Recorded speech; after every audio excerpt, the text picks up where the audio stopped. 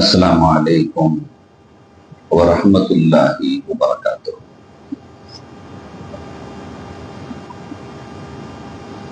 الحمد لله بجميع محامده كلها ما علمت منها وما لم أعلم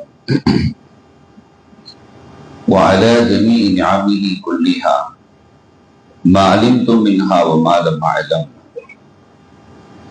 عدد خلقه كلهم ما علمت منهم وما لم أعلم في كل وقت وحين.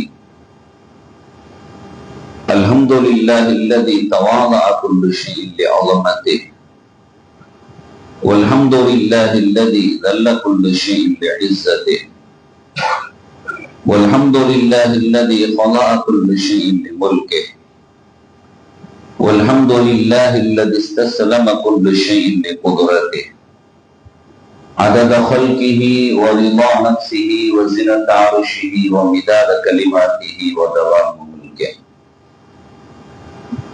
جزا الله عنا نبينا وسيدنا ومولانا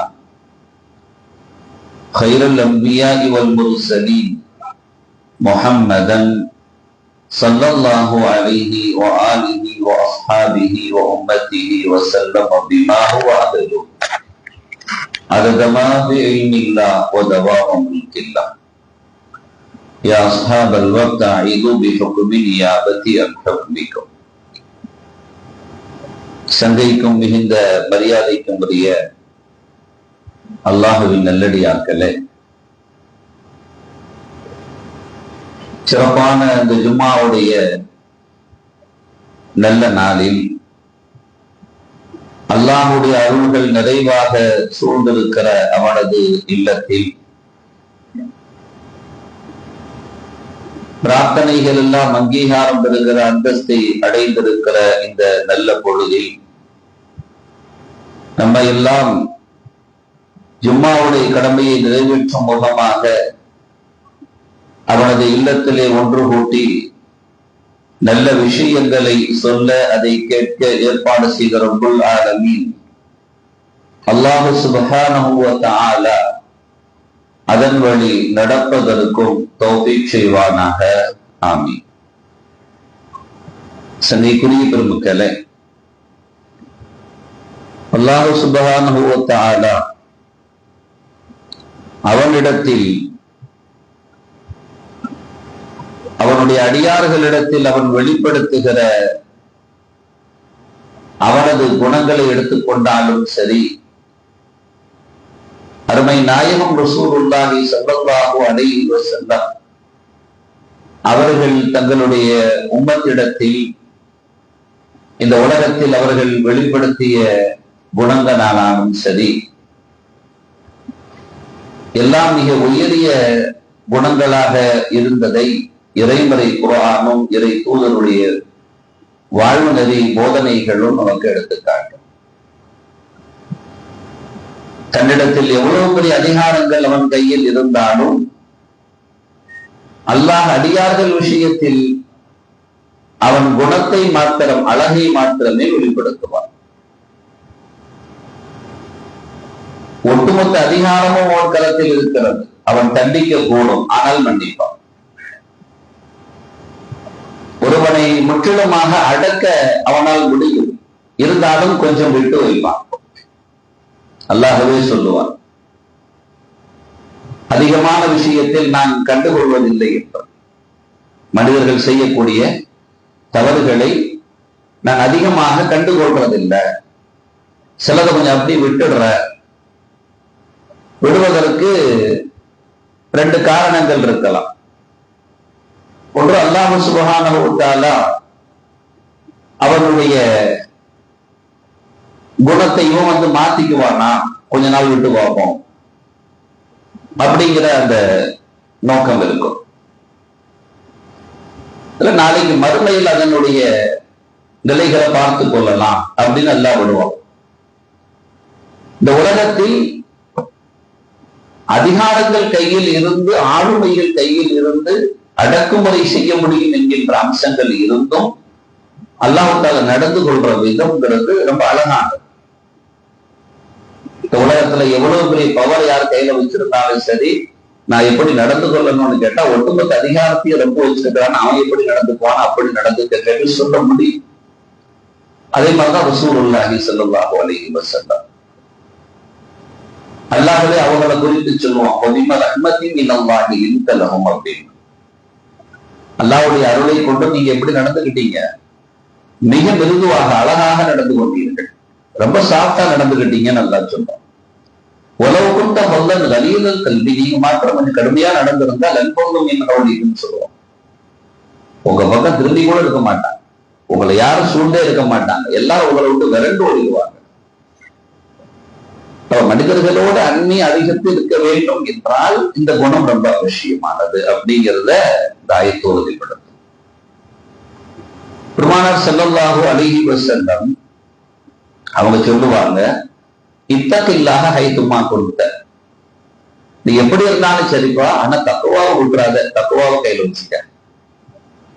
தக்குவாவோட நடக்கிறத நீ எப்படி வேணாலும் எங்க வேணாலும் இருந்துக்க, நீ எந்த ரேஞ்சில வேணாலும் இருந்துக்க, எப்படி இருந்தாலும் சரி, ஆனா தக்குவாவை மாத்திரம் விட்டுறாத, அதை மாத்திரம் நீ கையில வச்சுக்க.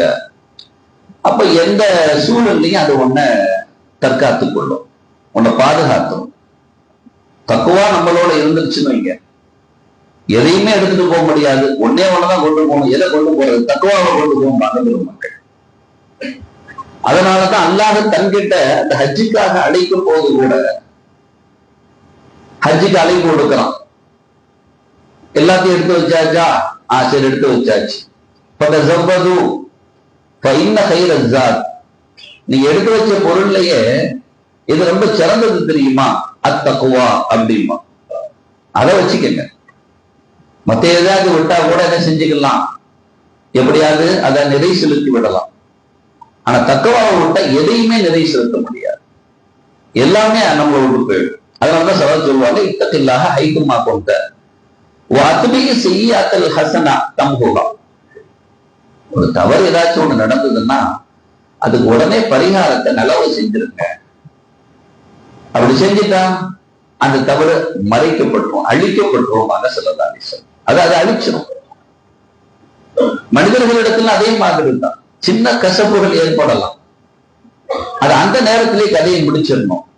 ஒரு ஆள் பார்த்தா சரி ஏதோ நம்மளை இருந்த மாதிரி தெரியுது, நம்மளை பார்த்தா சௌகரியமா விளங்குதுன்னா சாரி மன்னிச்சுக்கங்க தெரியாம அப்படின்ட்டு அந்த நேரத்துல முடிச்சுட்டா அதுக்கப்புறம் அது அப்படியே அழிஞ்சு போயிடும். இல்லைன்னா அது அப்படியே மனசுக்குள்ள இருக்கும் மாத்திரம் அல்ல, அது அப்படியே விருட்சமாகும், வேரூண்டி விருட்சமாகும். இவன் காண்ற நேரமெல்லாம் அதை குதிச்சுக்கிட்டு இருப்பான், ஏதாச்சும் ஒரு சூழல்கள்ல இவனை பழிவாங்கன்னு குதிச்சுக்கிட்டு இருப்பான், நிம்மதியை இழந்துருவான். இந்த மாதிரி சூழல்கள் எல்லாம் உருவாகும். அப்ப சல்லல்லாஹு சொல்றாங்க, ஏதாவது ஒரு தவறுன்னு சொன்னா நீங்க ஒண்ணு செய்யாதீங்க, உடனே அது நல்லவங்க செஞ்சு அந்த கதையை முடிச்சு விட்டுருங்க, அதை அழிச்சிருங்க சொல்லிட்டு ஸல்லல்லாஹு சொன்னாங்க, வஹாலிகின் நாஸ பிகுலுகின் ஹஸனின், மக்கள்கிட்ட நீங்க நடக்கும் பொழுது கொஞ்சம் நற்குணமா நடந்துக்கோ. மனிதர்கள்ட்ட உங்களுடைய தொடர்பாடலை எப்படி வச்சுக்கணும் அப்படின்னா அழகிய குணத்தோட வச்சுக்கங்க, தீய குணங்கள் வேண்டாம். நல்லதையே பேசணும், நல்ல விதமாவே முகபாவனையை வச்சுக்கிறணும், நல்ல விதமாவே சிந்திக்கணும். பிறர்களை குறித்து சிந்திக்கிற பொழுது கூட நீங்க கவனமாக சிந்திக்கணும். தெரியாத விஷயங்கள்ல நம்ம அவங்கள பத்தி எதுவும் வாய் திறந்துடக்கூடாது. அப்ப மக்களோடு நீங்கள் தொடர்பாடலை வைத்துக் கொள்வதாக இருந்தால் இந்த அமைப்பை தான் அமைத்துக் கொள்ள வேண்டும் என்று நபிகள் நாயகம் ரசூலுல்லாஹி ஸல்லல்லாஹு அலைஹி வஸல்லம் சொல்றாங்க. ரசூலுல்லாஹ் ஒரு துவா செய்வாங்க, அழகான துவா, வஹ்தினி, எனக்கு நீ ஹிதாயத்தை கொடு. ரசூலுல்லாஹ் தான் ஹிதாயத்தின் ஒட்டுமொத்த உருவு. ரசூலுல்லாஹ் சொல்றாங்க, ஹிதினா நேர் வழின்னு அர்த்தம், இந்த சீரான வழியை அமைச்சு கொடு. என்ன சீரான வழி? லி அஹ்ஸனில் அஹ்லாகி, நல்ல குணங்களோட என் நடவடிக்கை எல்லாம் அமையணும், அப்படி நீ அமைச்சு கொடுக்குறது. ஸல்லல்லாஹு அலைஹி வஸல்லம் அல்லாஹ்ட்ட கேட்கிறது. சொல்லிட்டு லா யஹ்தி லி அஹ்ஸனிஹா இல்லா அன்த, அப்படி நல்லவிதமா அமைச்சு கொடுக்கிறது ஒன்ன தவிர வேறு யாருனால முடியும்? திடீரென்று நிலை மாறிவிட்டார், அவன் தான் அதைய கையில வச்சிருக்கிறான். அதனால யாரெல்லாம் என் விஷயத்துல என்ன செஞ்சது? நேரான பாதை, அது அழகான குணத்தோட அமைச்சு கொடுத்துரு. ஒசரிப்பு அண்ணி செய்ய, என்கிட்ட இருந்து தவறுகளை எல்லாத்தையும் தட்டி விட்டுறது, திருப்பி விட்டுறது. அது என்னோட இருந்துடதானா லாயசரிப்பு செய்யாக இல்லாத அதை நீ திருப்பி விடுறவன் ஒன்ன தவிர யார் இருக்கிறான்? அவன் நாடுனாதான் எது நடக்க போகுது. நம்ம ஏற்கனவே பல முறை சொல்லியிருந்த வாசகம் தான். நாம பயணம் போய்கிட்டு இருக்குது, வண்டி கிளம்பிடுச்சு. அம்மாவுடைய தாய் வயிற்றிலிருந்து வெளியில வந்ததோட வண்டி கிளம்பிடுச்சு. வண்டி போய்கிட்டு இருக்கு. எதை நோக்கி போய்கிட்டு இருக்கு? 2 ரூட்டு. அதுல நீங்க எதை சூஸ் பண்றீங்களோ பண்ணிக்கங்கிற மாதிரி. ஒன்னாவது என்ன? சொர்க்கம் நோக்கிய பாதை, இன்னொன்னு நரகத்தை நோக்கிய பாதை. வண்டி கிளம்பி போய்கிட்டு இருக்கு, அவ்வளவுதான். இப்ப வண்டி நம்ம எந்த பக்கம் திசை திருப்புறதுலதான் இருக்கு.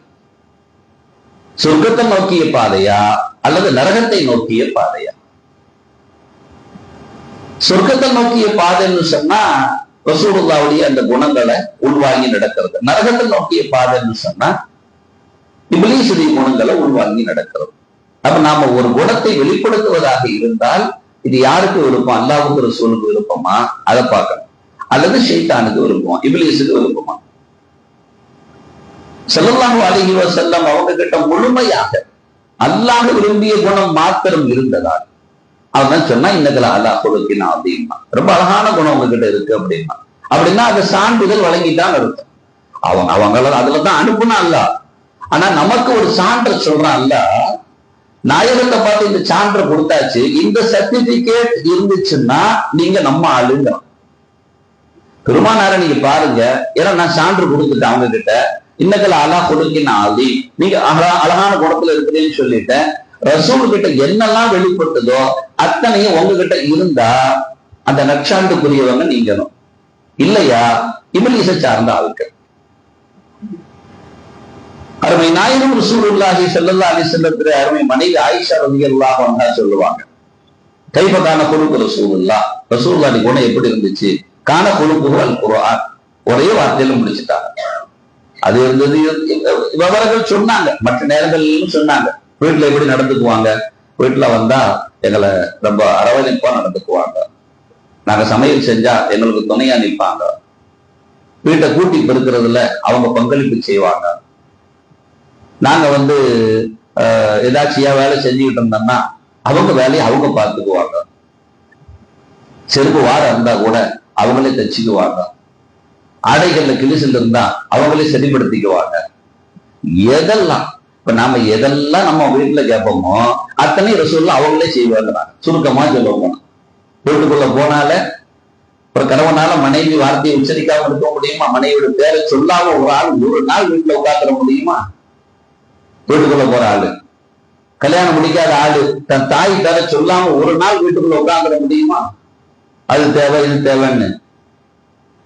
ஆனா ரசூலுல்லாஹ் எதையுமே அவங்களை சார்ந்து வாரல்ல.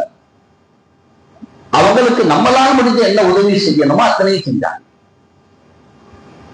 அவங்க செய்யற உணவுல அந்த உணவு கொஞ்சம் இருக்கா, உணவு இருக்கான்னு கேட்பாங்க. உணவு இல்லை அப்படின்னு சொல்லி அங்க பதில் வந்தா ஒரே வார்த்தையில முடிச்சுக்குவாங்க, இதை நான் சொல்லுவோம். அப்ப நான் நோன்பு வைக்கிறேன்னு அப்படின்ற சொல்ல முடிச்சுக்குவாங்க. அந்த இடத்துல கூட ரசூலுல்லாஹ் கடிந்து கொள்வதில்லை. இப்படிலாம் நம்மளால வாழ முடியுமான்னா நாமளே சொல்லிக்குவோம், நமக்கு சாத்தியமே இல்லை அப்படின்னு சொல்லி. ஆனா ரசூலுல்லாஹ் பற்றி ஸல்லல்லாஹு அலைஹி வஸல்லம் அவங்களை பத்தி ஆயிஷா ரலியல்லாஹு அன்ஹா சொல்றாங்க, அது ஒரு குர்ஆன் அப்படின்னா. நீங்க குர்ஆனை ஓதும் பொழுது என்னதெல்லாம் நிர்குணமா குர்ஆன் காட்டுதோ அத்தனையின் செயல் வடிவமாக குர்ஆன்ங்கிறது இருக்குது. அது ஒரு தியரி. அதை பிராக்டிகலா பார்க்கணும் அப்படின்னு சொன்னா யார பார்க்கிறது? ஆயிஷா ரலியல்லாஹு அன்ஹா சொல்றாங்க, இந்த தியரி படிச்சுக்கிட்டே வாங்க, வரும் பொழுது அது நல்ல குணமா இருக்க, இதுக்கு பிராக்டிகல் யாரு? ரசூலை கொண்டு நிறுத்திடலாங்கிறாங்க. அப்படியே பார்த்தா ரசூலுல்லாஹ் அப்படியே கண்ணுக்கு முன்னாடி நிற்பாங்க.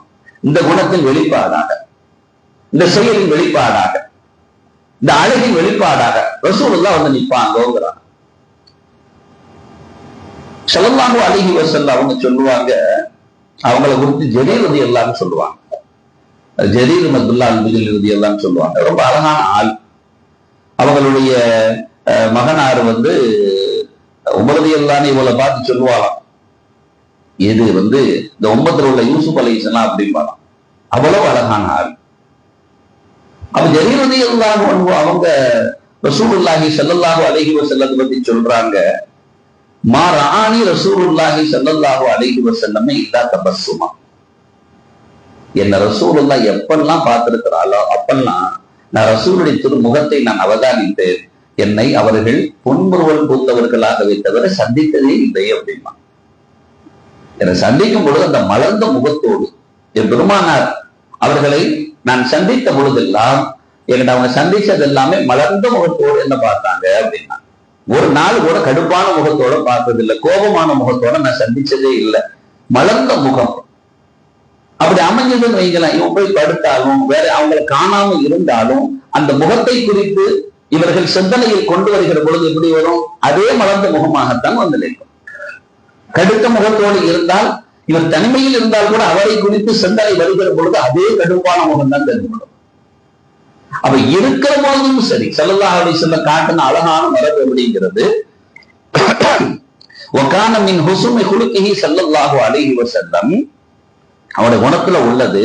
ஜரீர் ரலியல்லாஹு அன்ஹு சொல்றாங்க, சஹாபிகள் கூடவே இருந்து பயணிச்சவங்க அவங்களை கொடுத்து ஒரு ஸ்டேட்மெண்ட் கொடுக்குறாங்க, இதா மரித அஹதும் மின் ஸஹாபத்திஹி ஆதஹு வ இனிப்தகதஹு ஸஅலஹு.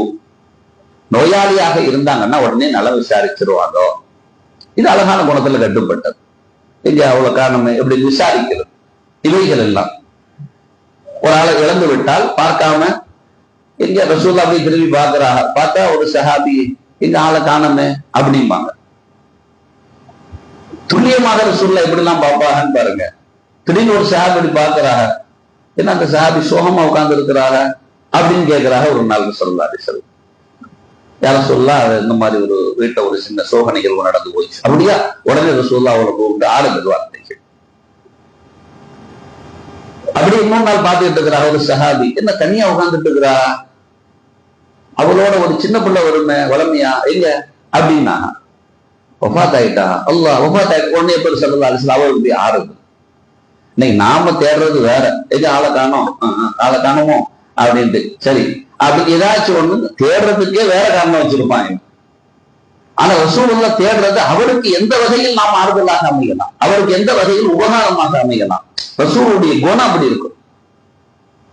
இது ஜரீர் ரலியல்லாஹு சொல்லி காட்டுறாங்க. இது ஜரீர் தான் இன்னொரு ஹதீஸை கொண்டு வருவாங்க, அறிவிச்சு செய்வாங்க.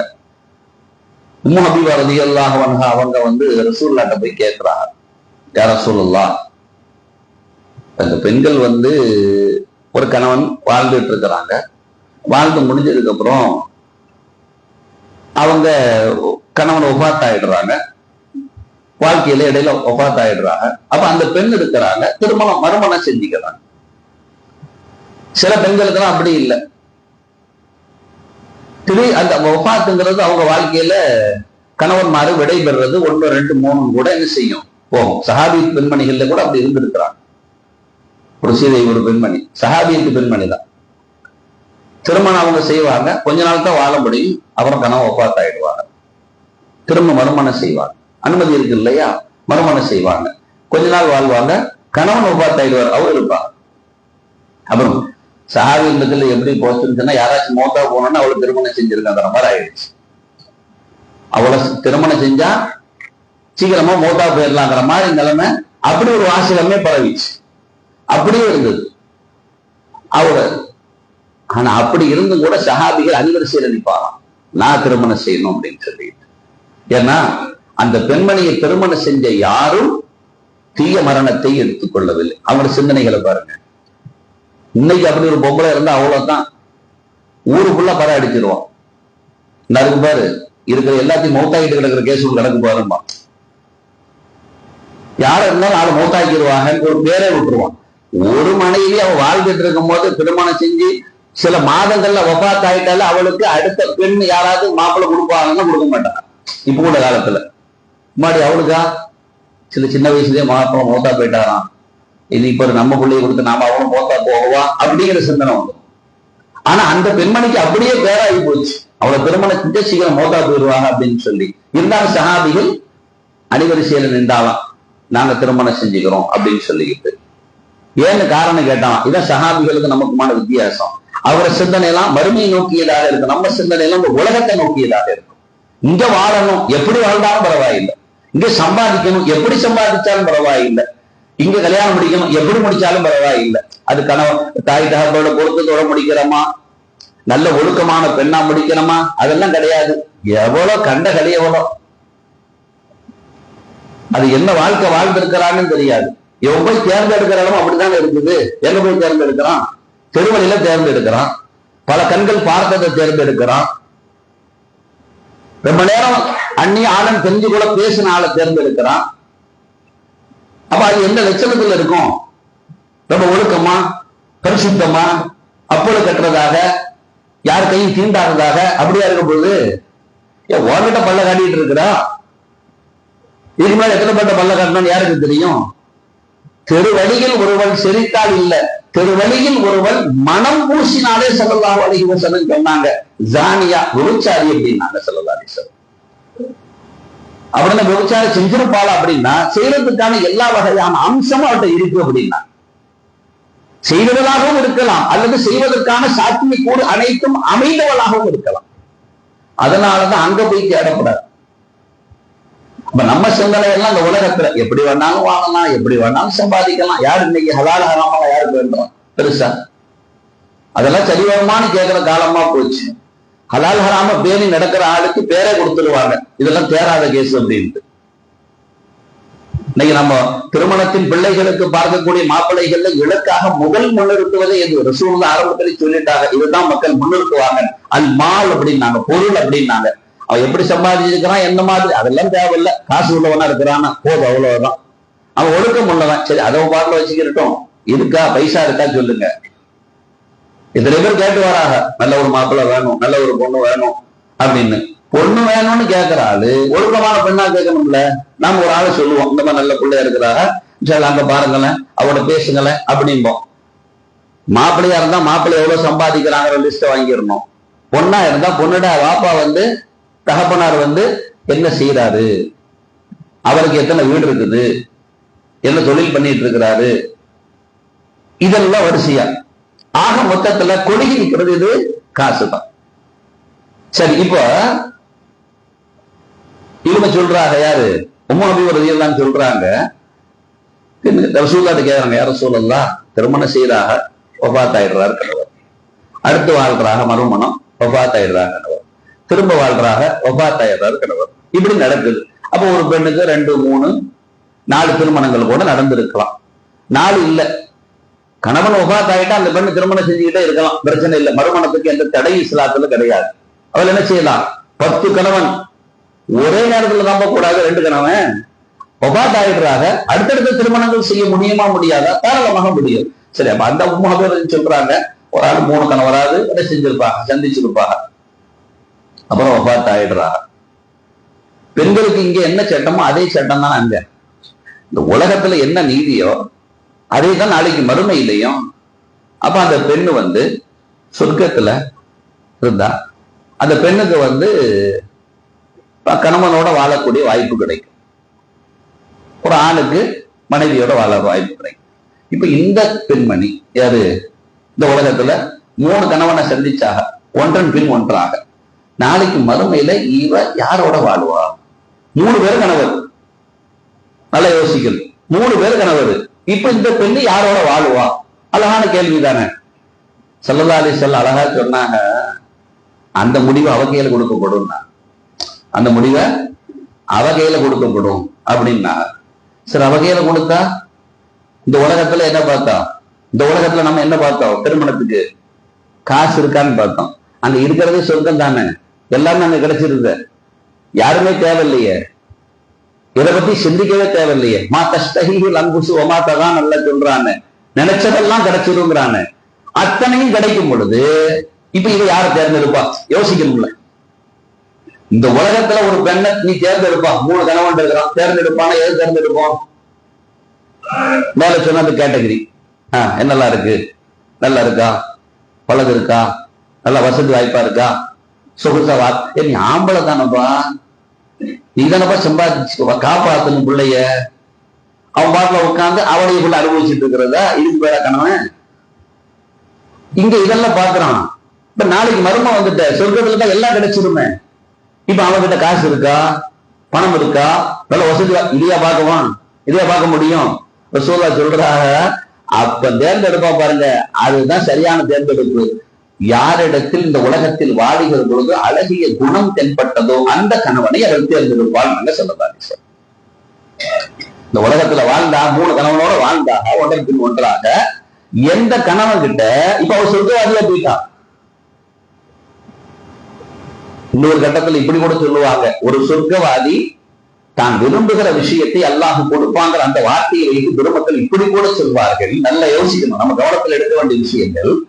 ஒருத்தி சொர்க்கவாதி ஆயிட்டாங்க, சொர்க்கவாதியாக ஆயிட்டாலே அவங்க எதெல்லாம் விரும்புறாங்களோ அதெல்லாம் கிடைக்கும் அப்படின்னு ஆயத்துல இருக்கு. ரசூலுல்லாஹ் சொல்றாங்க, தெளிவா சொல்றாங்க, எதெல்லாம் விரும்புறாங்களோ அத்தனையும் கிடைக்கும். இப்ப எதை விரும்புறாலும் அது கிடைக்கும் தானே, அல்லாஹ் கொடுப்பான் தானே. சொர்க்கவாதியில கேட்கிறாங்க, இந்த சொர்க்கவாதி எதை கேட்டாலும் கொடுப்பான் என்கின்ற பொழுது அந்த ஆயத்தின் பின்னணியில் பெருமக்கள் இந்த செய்தியை முன்னிறுத்துறாங்க. என்ன தெரியுமா? பாவம் செஞ்சா ஒரு ஆளு, அவரு தண்டனைக்காக நரகத்துக்கு போக வேண்டிய சூழல். இந்த சொர்க்கவாதி எனக்கு கணவராக அவர்தான் வேண்டும் என்றால், நல்லா புரிந்து கொள்ளணும், எனக்கு கணவராக அவர்தான் வேண்டும் என்றால் ஏதோ ஒரு குணம் அவளை பிடித்திருக்கிறது. அந்த குணத்தின் காரணத்தினால் அவள்தான் வேண்டும் என்றால் அல்லாஹு தஆலா அவர்கள் பாவத்தை மன்னித்து அல்லாஹ் இங்க அனுப்புவான். அதனால நாம கவனமாக நடந்து கொள்ளணும், நன்மக்களோடு பழங்கணும், நல்லவர்களோடு சகவாசம் வைத்துக் கொள்ளணும். அது இந்த உலகத்தோடு முடிவதில்லை, நாளை மறுமையில் கூட உங்களுக்கு சொர்க்க வாக்கியத்தை கிடைப்பதற்கு இவைகள் எல்லாம் காரணமாக விடுமா. ஒரு நண்பர் நல்ல நண்பரா போயிட்டார், ஒடுக்கமான நண்பரா போயிட்டாரு, ஏதோ இவர் சில தவறுகளை அவருடைய இது புரியாம செய்யறாரு, இவர் திருத்தமும் வாய்ப்பு இருக்கு, நல்ல நண்பரோடு இருந்தார். சரி, ஏதோ இவர் கடந்து போயிட்டாரு, நாளைக்கு மகிழ்ச்சியில கூட அந்த நல்ல நட்புகள் அவனை சொர்க்கத்தில் சேர்க்கும். அவ்வளவு பெரிய பாக்கியம் இருக்கு. அப்போ ரசூலுல்லாஹி ஸல்லல்லாஹு அலைஹி வஸல்லம் சொல்றாங்க, நற்குணத்தினுடைய தாக்கங்கள் இந்த உலகத்தோடு முடிவதில்லை, நாளை மறுமையிலும் கூட அது ஆட்சி செலுத்தும். நாளைக்கு மறுமையில கூட அது ஆட்சி செலுத்தும். நற்குணம் இருந்துச்சுன்னு சொன்னா அல்லாஹ்வுடைய சமூகத்துல ஸல்லல்லாஹு அலைஹி வஸல்லத்தினுடைய அந்த நிலைகள் குறித்து வரிசையாக அடுக்குவார்கள் பெருமானாரின் மொழியை குறித்து.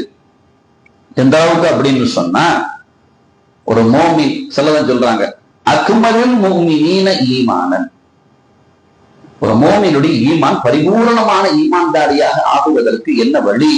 அஹ்ஸனுஹும் அஹ்லாகா, நல்ல குணம் அவர்கிட்ட வந்துருச்சுன்னு சொன்னா ஈமான் மிகச் சிறந்ததாக போய்விடும். இந்த நல்ல குணம் இருந்துச்சுன்னா ஆட்டோமேட்டிக்கா அவன் நல்ல வழியில தானே செலுத்தும், அது ஈமானிய குணமாகத்தானே பிரதிபலிக்கும். அப்ப ஒரு ஆள் ஈமான்ல பூரணமாக இருக்கிறாரா அப்படின்னு கேட்டா நம்மளால பதில் சொல்ல முடியுமா? ஒரு ஆள் கேட்கிறார், அவர் ஈமான்தாரியாங்க அப்படின்னு கேட்கிறாரு, நம்மளால பதில் சொல்ல முடியுமா? ஏதோ பேரை வச்சுக்கிறாருங்க, ஒரு 3 பேரை வச்சிருக்கிறாரு அப்படின்னு வேண்டாம் சொல்லிக்கலாமே தவிர பரிபூர்ண ஈமான்தாரியா அப்படின்னு கேட்டா அளவுகோல் என்ன? அறிஞர்கள் முன்வைப்பாங்க, அளவுகோல் என்ன? நல்ல மூமின்தாரிங்க அவரு, அளவுகோல் என்ன அப்படின்னா அவரிடத்தில் தென்படுகிற குணம் தான் அளவுகோல் என்கிறார்கள். அவர்கிட்ட தென்படக்கூடிய குணம் இருக்கு பாருங்க, அதுதான் அளவுகோல். நல்ல குணமா இருக்கிறார், அவரோடு சகவாசம், அதுதான் ரசூலுல்லாஹ் சொன்னாங்க பாருங்களேன். ஜனாசா போகுது, மக்கள் எல்லாம் புகழ்ந்து சொல்றாங்க, ஸல்லல்லாஹு அலைஹி வஸல்லம் வஜபத் அப்படின்ட்டாங்க. இன்னொரு அடுத்த ஜனாசா போகுது, மக்கள் எல்லாம் சொல்றாங்க அவரை பத்தி இகழ்ந்து வஜபத் அப்படின்னாங்க. சஹாபாக்கள் கேட்டாங்க, ரெண்டுக்கும் வஜபத் தானா? அவரை எல்லாம் புகழ்ந்து பேசினாங்க, அதுக்கும் வஜபத் கடமையாயிடுச்சு அப்படின்னீங்க. இவரை பத்தி இல்லாத போலாதெல்லாம் பேசுறாங்க, சனியன் தொலைஞ்சுது போனான்டா அப்படின்னு சொல்லிட்டு இவனை பத்தி இல்லாத போலாதெல்லாம் பேசுறாங்க. அப்பவும் அதே வஜபத் தானா, கடமை தானா? எது வஜபத்துன்னாங்க? மக்கள் எல்லாம் புகழ்ந்து பேசுனாங்க பத்திலா, சொர்க்கம் கடமை ஆயிட்டு. மக்கள் எல்லாம் இகழ்ந்து பேசினாங்களா, நரகம் கடமை ஆயிட்டு சொல்லிட்டு ஸல்லல்லாஹு அலைஹி வஸல்லம் சொன்னாங்க, அன்னாசி சுகதா உல்லாஹு பில் அர்த், இந்த மண்ணின் சாட்சியாளர்கள், மன்னவனுக்கு இந்த மண்ணின் சாட்சியாளர்கள் யாரு தெரியுமா? இந்த மக்கள் தான் அப்படின்னாங்க ஸல்லல்லாஹு அலைஹி வஸல்லம். அப்ப இவங்க கிட்ட எவ்வளவு அழகா நடந்துக்கிறணும். அதனாலதான் ரசூலுல்லாஹ் பத்தி யார்கிட்ட கேட்டாலும் சரி, ஸல்லல்லாஹு அலைஹி வஸல்லம் பத்தி மனைவியோட கேட்டா அப்படி சொல்றாங்க, சஹாபாக்கள்கிட்ட கேட்டா எங்களை ரசூல்லா நடத்தின மாதிரி யாரும் நடத்த முடியாதும்மா, நாங்க பசிச்சிருந்தா ரசூல் பொறுத்து கொள்ள மாட்டாங்கம்மாங்க.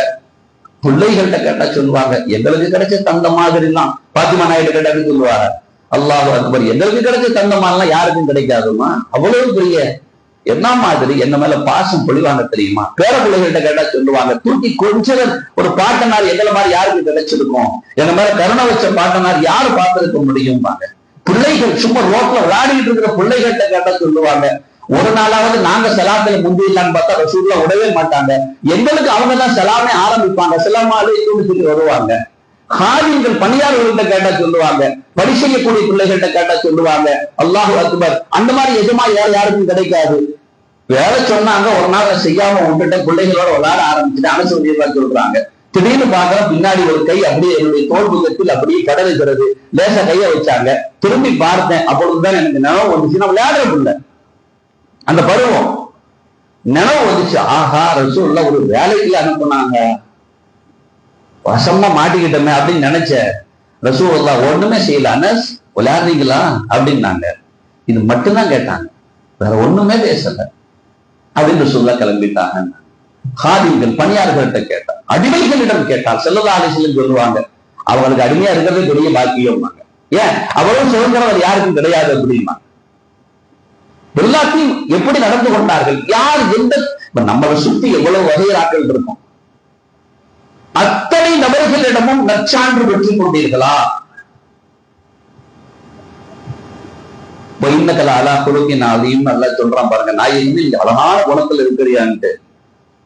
ரசூலுடைய எந்த பகுதியை அப்படியே தழுவி பார்த்தாலும் சரி, அத்தனையிலும் வெளிப்பட்டது நற்குணமாக. உங்ககிட்ட அந்த குணத்தை நீங்க வெளிப்படுத்துங்க. ரசூலுல்லாஹ் சொல்றாங்க, அதை வெளிப்படுத்துங்க. நோன்பாளிகள், தொழுகையாளிகள் என்ன என்ன அந்தஸ்துகளை எல்லாம் நாளை மறுமையில் பெறுவார்களோ அதை அத்தனையும் நீங்கள் பெறுவீர்கள் அப்படின்னா. அதனால நம்ம கிட்ட வணக்கம் நம்ம செய்ய முடியலையேன்னு சொல்லி கவலைப்பட்டால் குணத்தை அழகா அலங்கரித்துக் கொள்ளுங்கள். ரசூலுல்லாஹ் ஒரு நாள் என்கிட்ட வந்தாங்க, ஜரீருக்கு சொல்றாங்க, ஜரீர் என்ன அழகு, உங்க அழகு தெரியுமா, எவ்வளவு அழகான ஆள் தெரியுமா, நீங்க இதே மாதிரி குணத்தையும் வச்சுக்கணும் சரியா அப்படின்னா. பெருமானார் அப்படி நடந்து கொள்வாங்க. வயோதிபர்கள் முதியவர்களிடத்தில் கேட்டார். ரசூலுல்லாஹ் சின்ன வயசு, அவங்களோட வயசுல கூட நாட்கள் அப்படி இருந்தாங்க. முதியவர்கள்ட்ட கேட்கிறாங்க, ரசூலுல்லாஹ் உங்கள்ட்ட எப்படி நடந்துகிட்டாங்க? முதியவர்கள் நற்சான்று கொடுக்குறாங்க. அல்லாஹ் அக்பர். அதையே இதே தெரியுதுன்னு சொல்லுவாங்க, அதையே கேட்கிறீங்க எங்க ரசூலுல்லாஹ்வுடைய இதை. ஒரு நாள் நான் அப்படி லேட்டா வந்துட்டேன், நான் அப்படி வெளியில நிக்கிறேன். வெளியில நின்றா வாசல், இந்த வாசல்ல நிக்கிறேன், ரசூலுல்லாஹ் உட்கார்ந்து இருக்கிறாங்க, சஹாபாக்கள் எல்லாம் எல்லாரும் இருக்கிறாங்க, புள்ளி ஆக்குபைடு மாதிரி எல்லாம் நிறைஞ்சிட்டாங்க. இப்ப நான் உட்கார்றதுக்கு இடம் இல்லை, வெளியில தான் உட்காரணும், ஒரு வழியே இல்லை. வயது முதிர்ந்த ஆளும் கூட. ஸல்லல்லாஹு அலைஹி வஸல்லம் உடனே தான் கிட்ட இருந்த அந்த மேல வச்சிருந்த துண்டை அப்படியே எடுத்து அப்படியே சுருட்டுனாங்க. இங்க பேசிட்டு இருக்கிறா அப்படியே சுருட்டுனாங்களாம். சுருட்டிக்கிட்டு அப்படியே இந்தாங்க ஜெரி அப்படின்னு சொல்லி இப்படி கொடுத்தாங்க. கொடுத்துட்டு அதை விரிச்சு உட்காருங்க அப்படின்னா, அதை விரிச்சு உட்காருங்க அப்படின்னாலாம். அவர் சொல்றாங்க, அல்லாஹு அக்பர், அல்லாஹுடைய தூதர், எவ்வளவு பெரிய ஷான், எவ்வளவு பெரிய அந்தஸ்து. அந்த ரசூலுல்லாஹ் தாம் பொன்மேனியில் இருந்த ஒற்றை துண்டு, இந்த துண்டுக்கான பவர் என்னன்னு சஹாபிகள் விளங்கி வச்சிருந்தாங்க. ரசூலுல்லாஹ்வையே சாதாரண ஆளுகிற இடத்துல கொண்டு நிறுத்தலாம் கையவர்கள், ஆனா ரசூல் மேனியில் தொட்ட ஒரு துண்டினுடைய தரம் என்னன்னு சஹாபிகள் விளங்கி வச்சிருந்தாங்க. ஒரு பெண்மணி அப்படிதாம்மா அழகான ஆடையை கொடுத்துட்டாங்க, நல்ல ஒரு லேச்சு கொடுத்துட்டாங்க, ரசூலுல்லாஹ் பயன்படுத்திட்டு இருந்தேன். அத ரசூல்ல கொஞ்சம் அப்படி மேலதான் போட்டிருப்பாங்க. போடுற வரைக்கும் ஒரு நாள் பார்த்துட்டு இருந்தாங்க, போடுற வரைக்கும் பார்த்துட்டு இருந்துட்டு போட்டதோட அது எனக்கு தாங்கன்னு. சஹாபிகள் எல்லாம் கொஞ்சம் என்ன ரசூலுக்கு தேவை இல்லையா இப்படியே கேட்கறது பொது சபையில. ரசூலுல்லாஹ் உடனே சொன்னாங்க, தாரேன்ட்டான், முடியட்டு தாரேன்னா. முடிஞ்ச தூரம் கையில கொடுத்துட்டாங்க ஸல்லல்லாஹு அலைஹி வஸல்லம். அந்த சஹாபி எல்லாரும் கையில முடிச்சுக்கிட்டா, இங்க வாங்க ஒரு மேனஸ் வேணாமா, இது என்ன இது பொது சபையில் இப்படியா நடந்துக்கிறது கேட்கறது, அதுவும் அப்பதானே போயிருக்கு, கொஞ்சம் பயன்படுத்துக்கணும், அதுக்கப்புறம் வாங்கிக்கலாமே. அவர் சொன்னாலாம், சொல்லறேன் நல்ல யோசனை பண்ணி பாருங்க. அவங்க கையில வச்சு அவங்க மேல தொட்ட உடனே தான் நான் கேட்டேன். அவங்க போட்டாங்க ஒருத்தர், அப்பதான் நான் கேட்டேன், எது தெரியுமா கேட்டேன், அதில் என்னை கஃன் செய்ய வேண்டும் என்று கேட்டேன். நான் என் பெருமானாரின் மேனியில் தொட்ட அந்த துணியால் எனக்கு கஃன் செய்ய வேண்டும்னு கேட்டேன். என்னுடைய கபரின் பாதுகாப்பு அது. அவர் ரசூலுல்லாஹி மேனியில தொட்ட துண்டு அவ்வளவு பெரிய பவருக்குரியதுங்கிறத சஹாபிகள் விளங்கி வச்சிருந்தாங்க. இந்த துண்டை சுருட்டி ரசூலுல்லாஹ் அப்படியே ஒரு தடவை போட்டதையே அப்படி கேட்டாங்க சஹாபி. இது மேலேயே தொட்டுக்கிட்டு இருந்து காலகாலமா கொஞ்ச நாள் வச்சுக்கிட்டு இருந்த துண்டு, இது அனுப்பா எப்படி இருக்கும்? அவர் சொன்னாங்க, அல்லாஹ் அக்பர், இதையா நானா அப்படியே எடுத்து என்னுடைய முகத்தில் ஒத்திக்கொண்டு கல்வோடு அழைத்து வைத்துக் கொண்டேன். நான் யார்கிட்ட கேட்டாலும் சரி ரசூலை பத்தி அல்லாஹ் அக்பர். இந்த குணம் நம்மிடத்தில் இருந்து விட்டால், இப்பதான் ரசூலுல்லாஹ் சொல்றாங்க, என்னோட நீங்க நாளைக்கு மறுமையில நெருங்கி இருக்கணும்னு ஆசை இருக்கா? இந்த குணத்தை மாத்திரம் எடுத்துக்கங்க, நாளைக்கு மறுமையில என்கிட்ட உங்களுக்கு இடம் கிடைச்சிருக்கிறாங்க. அழகான அந்த இடத்தை நாம் தவற விட்டு விடக்கூடாது. அந்த பெருமானார் ஸல்லல்லாஹு அலைஹி வஸல்லத்தினுடைய அருகாமை என்பது சாத்தியமற்றது. யாருக்கு? தீய குணமுடையவர்களுக்கு. நற்குணம் இருந்தால் அது சான்றானது. அல்லாஹ் நம்மை அந்த பெருமானாரிடத்தில் நாளை மறுமையில் நெருங்கி இருக்கும் நர்பாக்கியத்திற்குரியவர்களாக ஆக்கி அதற்கான தகுதியாக அழகிய குணங்களை நம்மிடத்தில் எடுத்துக்கொள்ள அல்லாஹ் அருள் செய்வானாக. ஆமீன் யா ரப்பல் ஆலமீன். வ ஆகிரு தஅவானா அல்ஹம்துலில்லாஹி ரப்பில் ஆலமீன். அஸ்ஸலாமு அலைக்கும் வ ரஹ்மத்துல்லாஹி வ பரகாத்துஹு.